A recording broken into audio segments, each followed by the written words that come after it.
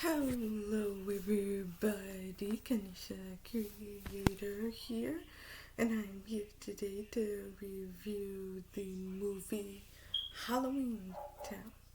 Now, see, I'm a big fan of this movie. I've watched it every Halloween, and when I say every Halloween, I mean every Halloween ever since I was little. And even though I still love this movie, there are a few things that I would like to nitpick about. But before I do, some of y'all probably haven't watched, some of y'all probably aren't that big of fans of Disney and probably haven't watched Halloweentown. So let me tell you what the story is about. We join the Cromwells as usual for each Halloween. The Cromwell kids don't really get to go out doing trick or treating or any of the fun stuff because of their mother, who is strictly against Halloween. And we figure out the reason why is because technically her and her mother are witches. But Gwen, who is the mother, married a human and wanted her and ever since then she has wanted her children to be normal just like their father, which is kind of hypocritical because technically they're half witch, half human, which means they still could learn their witch powers. And really, I get how she would think that would cause some kind of commotion, but she never mentions that not once. And the fact of talk, them even talking about Halloween, I really feel like that's not really gonna bring up magic that much. And probably her going against it is the whole reason Marnie was into weird stuff in the first place.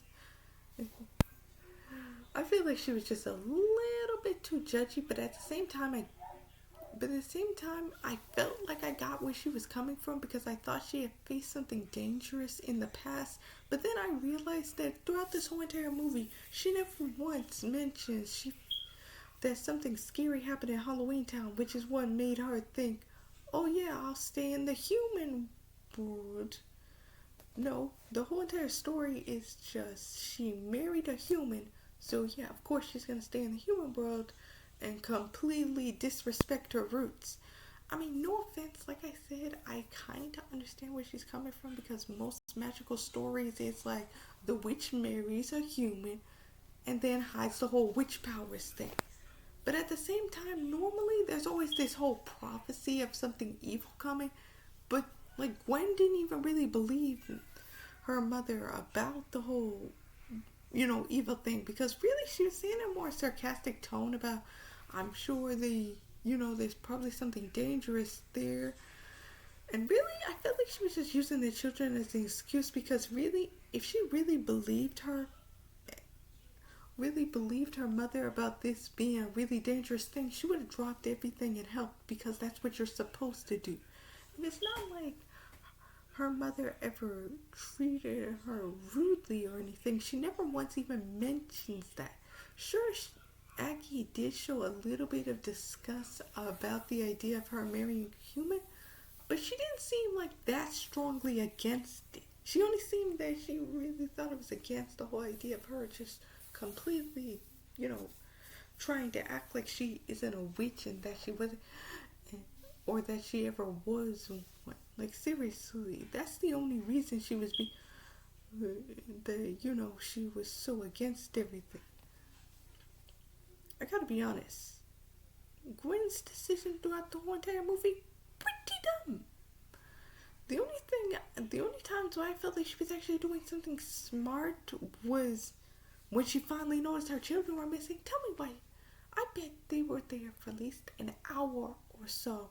And the whole entire time she was watching commercials. She should have thought, well, Marnie really seems to be into this whole weird thing. Maybe one day she might try and, I don't know, sneak away with grandma if she happens to hear anything about the witches and everything. And she knew that the grandma had talked about Halloweentown, so why wouldn't she think, oh, Marnie might be listening into the conversation or something? Gwen, not exactly smart. Now, unlike Dylan, I gotta be honest, is one of my favorite characters in the movie. Don't get me wrong, I do love Marnie too, but Dylan, I really feel like I like him because of how strong he is about his feelings of, not believing your whole magic thing and thinking Halloween is actually an, interesting holiday. Well, that's gonna change in the past. Yeah, I still remember all the movies. I also really love the fact that Sophie, throughout the whole entire movie, just shows how much of her magical abilities have awakened. Whereas Marnie is like so free, so little. And I like how they really try and make Dylan seem like the normal one because not once do they ever mention him showing any signs of, magic until like the very end. I like how they do stay true to their roots about the whole if you really wish for something, magic will just make it happen. Magic is just very simple. I like that.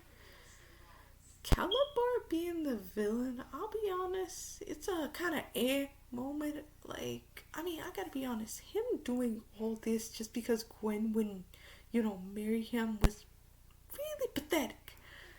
Just really pathetic.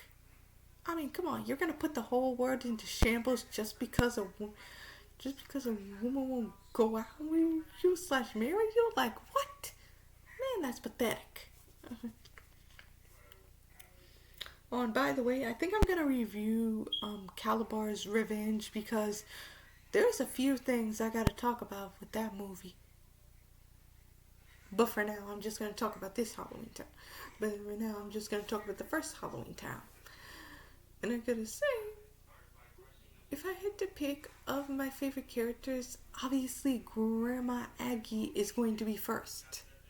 Debbie, come on, Debbie Reynolds, always a win. I hope I said her name right. She is always a win. I love anything she acts in, especially Disney stuff. Like, seriously, you cannot tell me you do not like her as an actress. Because, like, seriously, she knows any role she's in. I love her as an actress. And, like, the actors who play the kids, they're really good. Especially the moments when they have to act like siblings. Like, they really play their parts right. And, the actress who plays the mother really does play that role, too. And even though Caliber's lines can be a bit, cringy sometimes, they aren't really cringy at all, but still just kind of meh for a villain speech, because you've heard it all before. I'll raise an army and destroy the world and yada yada yada, and get back what is rightfully mine. The usual villain speech. But the actor who plays Calabar really sells it well. Oh, and another thing. Oh boy, that broom flying scene. Oh boy. Dude, that is so cringe. I never realized it at first because I was like, that broom flying scene isn't that bad. Then I rewatched it and I was like, ooh. Yep, that's how you can tell this movie is old. This movie is definitely old. Also, one thing I love about Halloweentown is the fact that they have like a sort of modern twist to it. Like, instead of her just brewing a potion, she freaking puts the potion in a microwave. I just love it. That's hilarious. He's hilarious. And like the creative ways how they got the ingredients to, sorry, to make the brew. That was all too much fun, and I love it. All the magical things of this, it's just so much fun. I wish they would bring back Halloweentown. Why did they bring back Under Wraps, but they didn't bring back Halloweentown?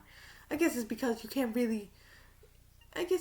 it'd probably be hard to find somebody to replace, Debbie as the grandma. Or Marnie, because I'm pretty sure Marnie is played by like the same person throughout the whole entire thing. No, except for the last movie. I'm pretty sure in the last movie she's replaced with a different actress. But besides that, I'm pretty sure, yeah, all the other movies is played by the same person.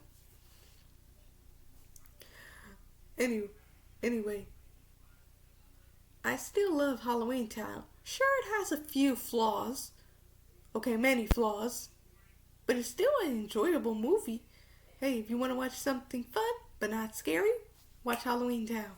It's on Disney Plus. Or you can just watch it on reruns on Disney Channel.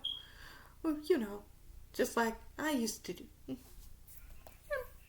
Kind of still do, although technically I'm doing it more on Disney Plus than I am doing it on Disney Channel, but I'm still doing rewatches. I hope y'all all have a wonderful day. And my enjoyment level, I give this an 8 out of 10.